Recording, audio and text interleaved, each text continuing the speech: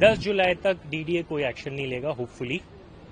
10 जुलाई के बाद क्या होगा ऑनरेबल दिल्ली हाईकोर्ट डिसाइड करेगा। अब तक जितने पिटिशनर 40-45 पिटिशनर हाईकोर्ट से स्टे ग्रांटेड हुआ है जिनको 10 जुलाई तक के लिए, क्या वो उस रिपोर्ट में आ रहे हैं कि नहीं आ रहे। आज जो पिटिशन लिस्ट हुई थी दिल्ली हाईकोर्ट में, वो एक पिटिशन लिस्ट थी और एक पिटिशन के माध्यम से उसमें 7 पिटिशनर थे।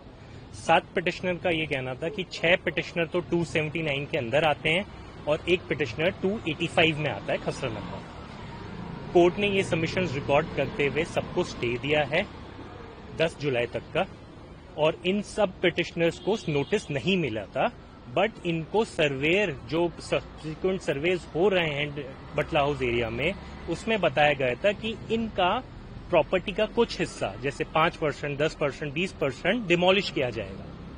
इस वजह से ये पिटिशनर्स दिल्ली हाईकोर्ट पहुंचे, जबकि इनको नोटिस तक भी नहीं मिले थे, फिर भी इनको हाईकोर्ट में आना पड़ा रिलीफ के लिए। सर, अब 10 जुलाई को क्या होना है और डीडीओ को क्या निर्देश दिए गए हैं कि 10 जुलाई तक कौन से कागजात उन्हें जमा करने होंगे दिल्ली हाईकोर्ट? 10 जुलाई को सबसे पहले डीडीए जो इशरत जहां की पिटिशन में मैटर में सबमिशंस रिकॉर्ड हुई थी कि DDA number 1 action taken report file करेगा, proposed action plan, and second will be the demarcation report कोए टू ऑल द एरिया।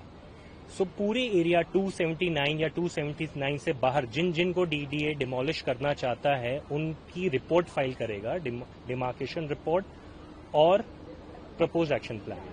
उस रिपोर्ट के माध्यम से ये देखा जाएगा कि अब तक जितने पिटिशनर 40-45 पिटिशनर हाईकोर्ट से स्टे ग्रांटेड हुआ है जिनको 10 जुलाई तक के लिए, क्या वो उस रिपोर्ट में आ रहे हैं कि नहीं आ रहे। उनका केस अब इस रिपोर्ट से देखा जाएगा। तो क्या ये माना जाए कि अब करीब ये तय हो गया है कि हाईकोर्ट की दखल के बाद अब वहां कोई बुलडोजर नहीं चलेगा, जो भी नोटिस टिल 10 जुलाई 10 जुलाई तक डीडीए कोई एक्शन नहीं लेगा होपफुली। 10 जुलाई के बाद क्या होगा ऑनरेबल दिल्ली हाईकोर्ट डिसाइड करेगा।